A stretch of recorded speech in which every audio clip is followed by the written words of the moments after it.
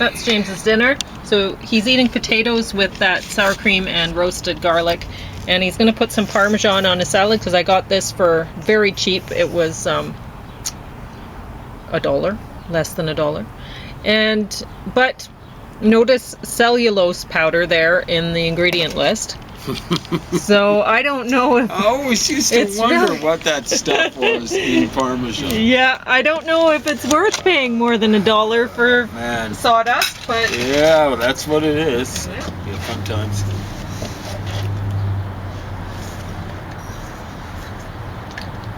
Anyway, interesting the stuff you buy in packaged food. But yeah, it's funny. Somebody was recommending a donut that when we go hiking, there's this famous donut shop that we should stop at, and I'm like, we don't eat out. We don't go to donut shops ever. We have never went to one. So, yeah, I guess they're popular in Canada for many people, donut shops, but really popular. Yeah, like even when I've been on the road, like visiting my family when Pauline hasn't been on, I can't recall. We're just not the type to go. Well, like up until recently, this latest treatment, and starting even before I was in the last stage of bone marrow cancer, because of the cancer, I had. Although when we were younger, we both did go to Robin's Donuts. Just a different. The one in town? Yeah, we both did. Was it still open then? Yeah, that was kind of my hangout before Pauline ever came into the picture. For a couple of years, I worked at the old cop shop here in Lethbridge. No choice, instead. And after my shift was over, and after my unofficial shift was over, because I'd get free overtime, I would repair there, and there was a nice kid there that he was from my neighborhood, so I can remember I'd see him when I was going to work. He'd be coming from school. Very nice guy. His name started with J, and he would give me free donut sweet holes. Nothings, or whatever they call it, and a free coffee. And of course, it was the coffee left over. It was the end of he was cooking stuff up for the next day. Yeah, so the stuff was going in the garbage anyway. But I don't know if this place even exists anymore. I don't want to get him in trouble, just in case. He might be here. What was that? But there are Robin's Donuts, or at least they were when I worked there in Manitoba, which I thought they were all closed down, but they weren't good there when I went. Some guy was like, "Oh, they had the best double chocolate donuts." The guy might be like a senior manager, and I'd hate for him to get fired for that. He was just being nice to me, and he was making sure that stuff got recycled instead of just getting chucked in the garbage. So. But the coffee was incredible, like I'd kind of nurse to keep me awake, I'd put in, like it was almost, I'm sure it was 6 o'clock in the morning. So I'd go there it was after, my shift went to 11, but I'd go there maybe around midnight, and I'd put 6 hours, so it was kind of double shifting. Yeah, I can imagine what that would taste like, but they were talking about... It kind of, you put a spoon in, the story goes, it would stand up. My uncle from Greece, he made us coffee once. He was like, "Oh, this is how we drink coffee there in Greece." And wow, that's not drinkable. Anyway, but I'm very grateful that he made that for us so that we could experience that. But anyway, I was watching Rizzoli and Isles, and they put in some pretty witty jokes every now and then. Like Isles was talking about how like they both Isles and Rizzoli are carrying coffee cups, like the regular kind of paper coffee cups, and away from, they've just bought coffee.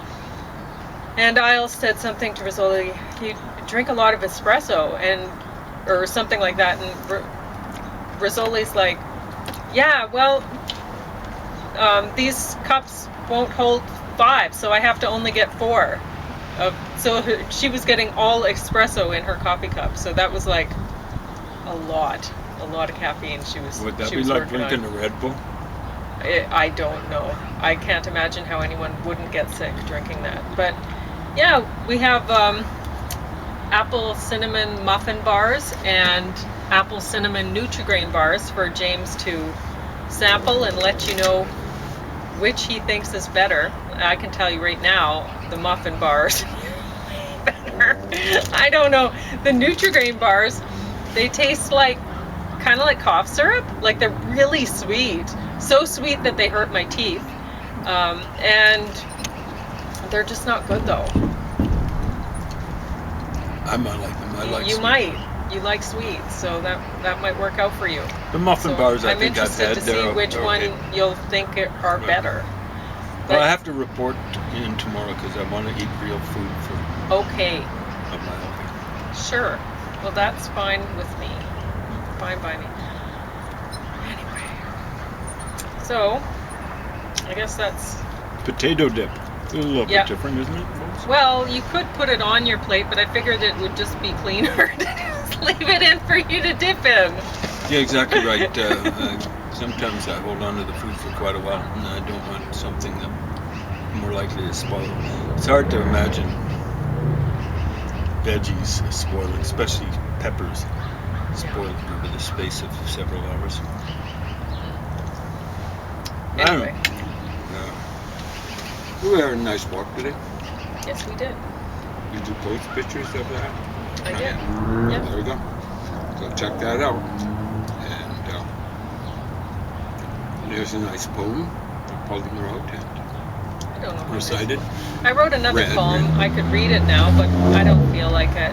I don't know. I should probably look at it first to make sure it's okay. Because I have a bit of a headache because I've been eating things that really aren't food. But that magpie can't be helping it. No, it's fine. It's funny that the scratching kind of noise it's making. Creak, creak.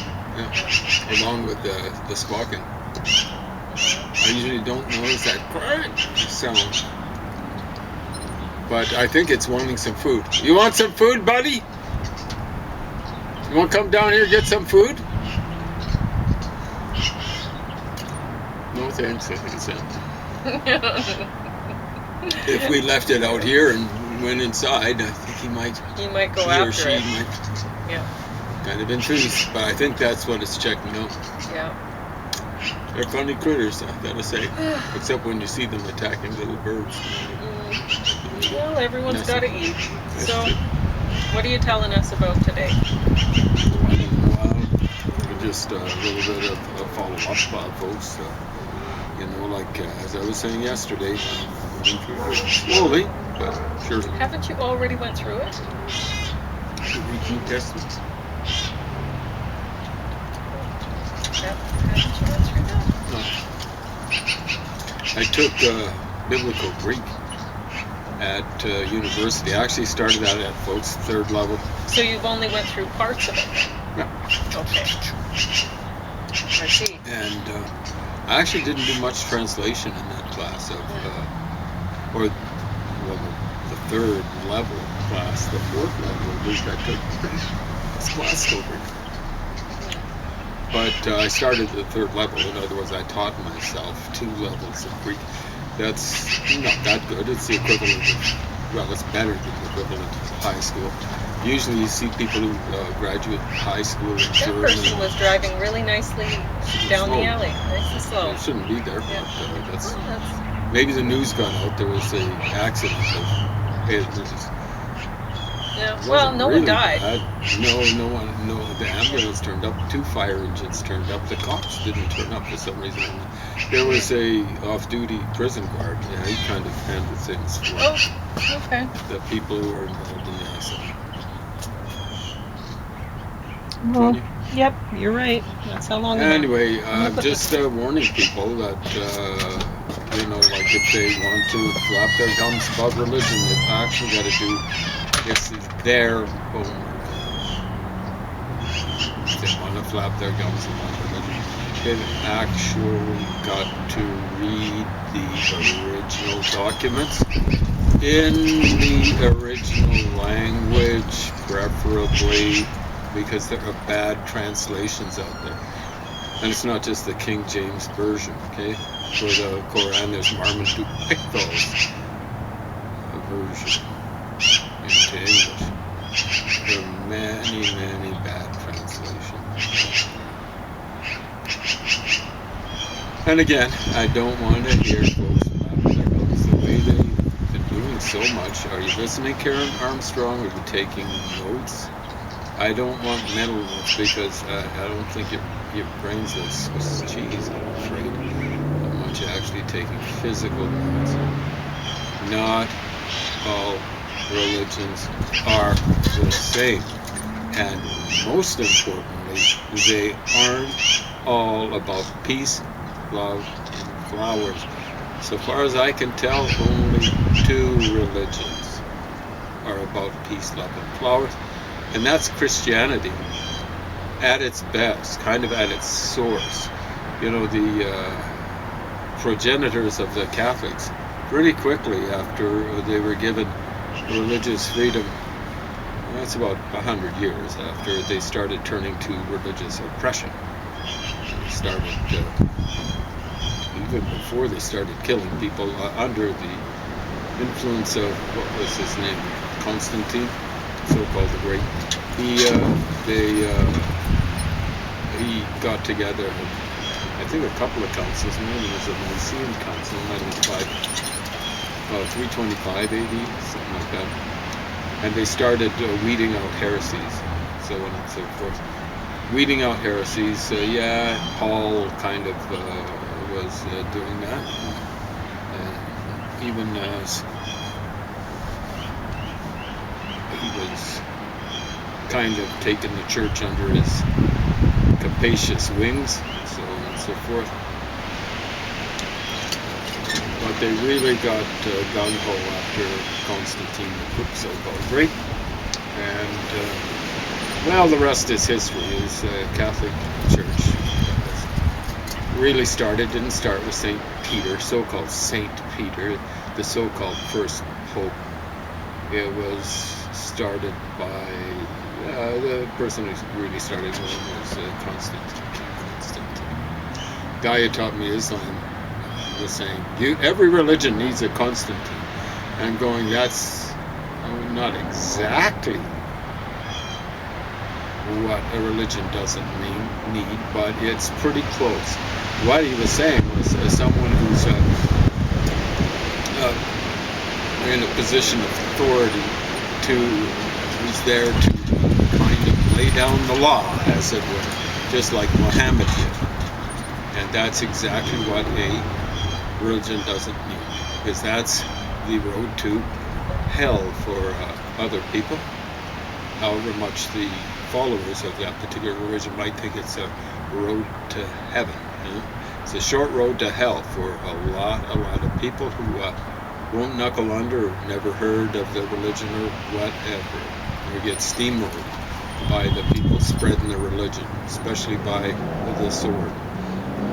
I have no respect for a religion that spreads its message by the sword. And there's one major religion that's, I think, even expressively proud of not having missionaries. How do you spread it if you don't spread it? Oh, it's by traders. Yeah, those are traders who, on the battlefields, to collect booty on the hoof. What do I mean by booty on the hoof after a victory? I mean people in the form of slaves. That's how that one particular religion was spread once the big crusade-like conquests were over. What continued to happen were called, what the Italians call razzias, and razzias derived not from Latin, but it's derived from a language where raids were very popular for picking up slaves and other booty, picking up particularly, there'd be slaves off the battlefield, and they'd raid into a place and take a few women, and I'm sure treated them with all sorts of respect. Am I being That's not even ironic, it's sarcastic. And like would burn places down and stuff like that. That's just urban renewal before it ever existed. And Assyrian, an Assyrian form of urban renewal. I burned, I devastated, I made a ruin mound. These are some of the quotations from the ancient Assyrian annals, roughly translated. I made a mound of the heads of their warriors. I impaled them on stakes around their city. I burned their maidens and young men and stuff like that. Fun time. Yeah. Again, I'm being sarcastic. That's ancient Assyrians. Don't worry, their empire went down. You could variously count 612, 609, depending on which capital you take as being a significant one. And that's BC. That's a long time ago. The Assyrians, I think, still kind of exist. Of course, ISIS were wiping them out pretty enthusiastically, and in the northern part of Iraq. It should be pointed out that ISIS is the tolerant wing of a very tolerant religion, and the Assyrians are actually, ISIS aren't natives of that area. They aren't natives of the northern part of Iraq. The Assyrians are. So Arabs aren't native to that area. The indigenous language there, which wouldn't be spoken, I don't think it's even used in the religious services, is not Arabic. It would be Assyrian. It's a related language, but they had a script long before the Arabs had a script, and they actually had a civilization long before the Arabs ever had a civilization. The Assyrians would date back, Shamsi Adad, they date them back to about 1800 BC. It's probably off by 150 years, but 1650 BC, well, that's interesting, because that's 2250 years before Arabic civilization started. Yeah, that's a long time. Okay, so if you go back that far from the present into the past, Jesus didn't even exist. That's like 250 BC. The Romans were just starting to cook then. It's a long time ago. Ancient Assyrians. Speaking of barbarians, let's talk about Donald Trump. So by now, I haven't heard the news, but I heard some preliminary rumblings coming out of, I say the mouth, but it probably sounded to the people who are being subjected to it, as it was coming from the other end of the digestive system, from one of Donald Trump's flunkies. He himself, Trump, is a flunky of Vladimir Putin.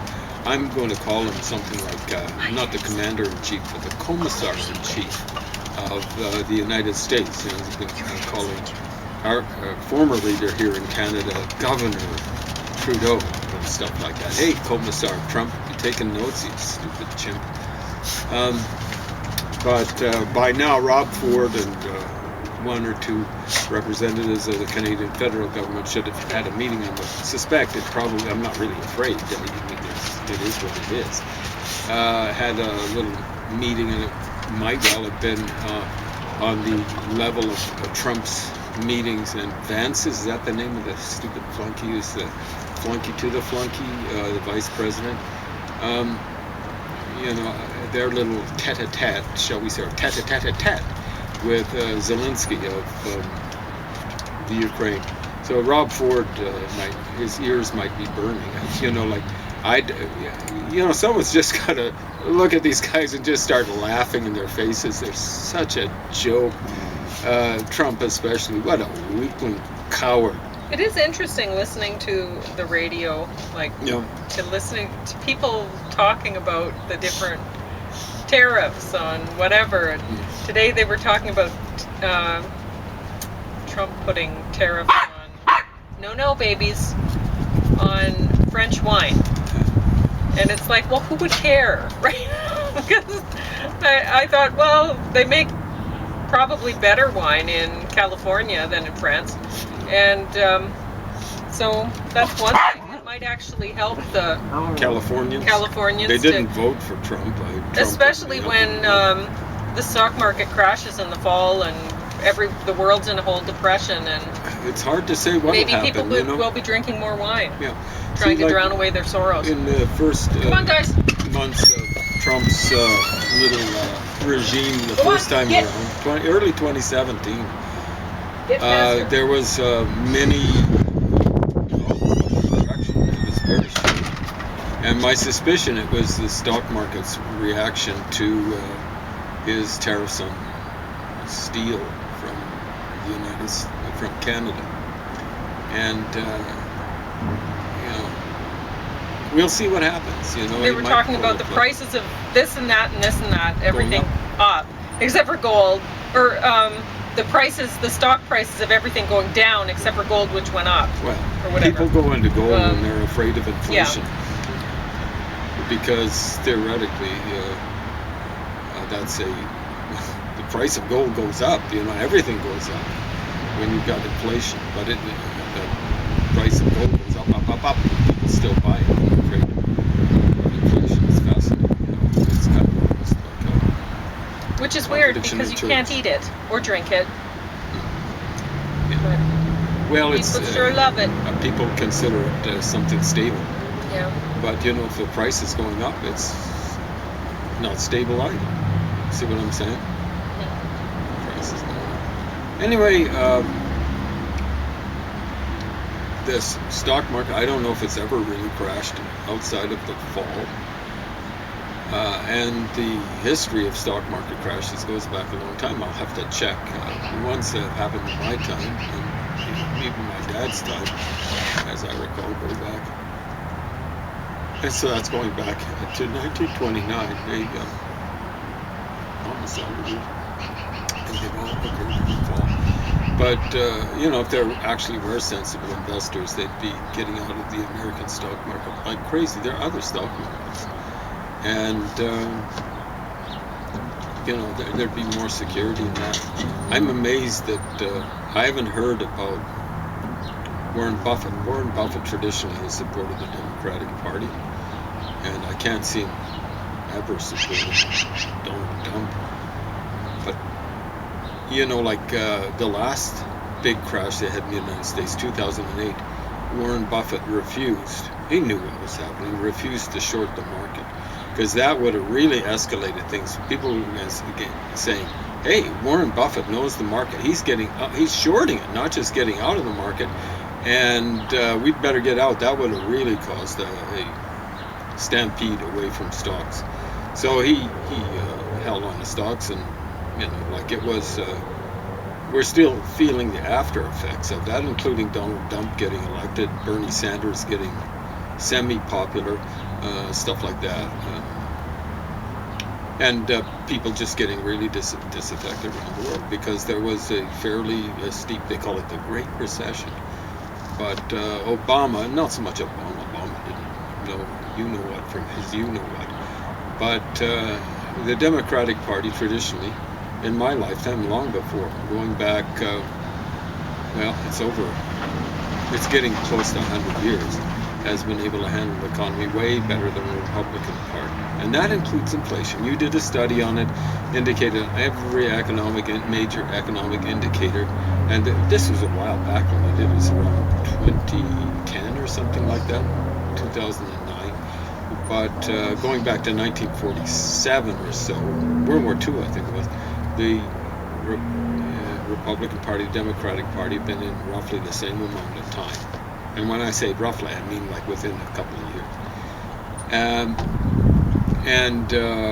The Democrats had outperformed the Republicans in terms of employment. in terms of per capita GDP, in terms of, surprise, surprise, inflation, surprise, surprise, debt, national debt. Can't remember all of the others, but it was right across the board. And, like anyone looking at that would never, unless the Republicans made a huge left-hand turn, they'd never vote for the Republicans. Parties do change, like the Republican Party was the party of Abraham Lincoln, and as a result, even in my lifetime, the Dixiecrats in the southern United States were voting for the Democrats, just because they couldn't stand the Republicans, because Lincoln, who freed the slaves, was a Republican. You guys in the southeastern part of the United States, you lost the Civil War in almost like record time, lost a lot of blood and treasure, and you deserve to lose. What a bunch of scumbugs. I'm looking at a lot of American geography, looking at the southern states. There'll be, just across the river, the Potomac River, across from Washington, where they'll have the Lincoln Monument. He was whacked by not really a wacko southern nationalist and stuff like that, just after the Civil War ended. There are avenues named after boulevards or whatever, parkways named after Robert E. Lee and skunks like that. And make no mistake, Robert E. Lee was an absolute skunk. He was a general for all of the United States before the war, and he could have lent his considerable skills to helping out getting rid of slavery. But no, there he was fighting for slavery. I don't care if his motivation was, I'm fighting for the South. No, he was fighting for slavery. You don't go around mincing with words like that. Like there's the Stone Mountain thing. I think that's just out of Memorial. It's kind of like the South, apparently, Mount Rushmore, just outside of Atlanta. Martin Luther King mentioned that in one of his more stirring speeches. So you guys were absolute skunks back then, and anyone who's, like flying you see people have Confederate flags up here in Canada. Oh, you stupid bozos. God. Anyway, how much time? 3? A minute. A minute. So stay tuned, because Donald Trump and his little cohorts, little Commissar Trump and his little apparatchiks, are doing it. It's like, instead of a vitamin day, it's a what should we call it? Vicious bite of the day or something like that. They've got it all scheduled out for them by Putin. Putin tells them what to say and when to say it. It's incredible. People are saying, hey, it doesn't make any sense. It does, from Putin's point of view. Make America gross, not make America great again. Make it Maca, make it a colony again, a colony of a country that's weaker economically than even Canada. That's Russia. Doesn't even have the economic clout of Canada. And you elected this bozo.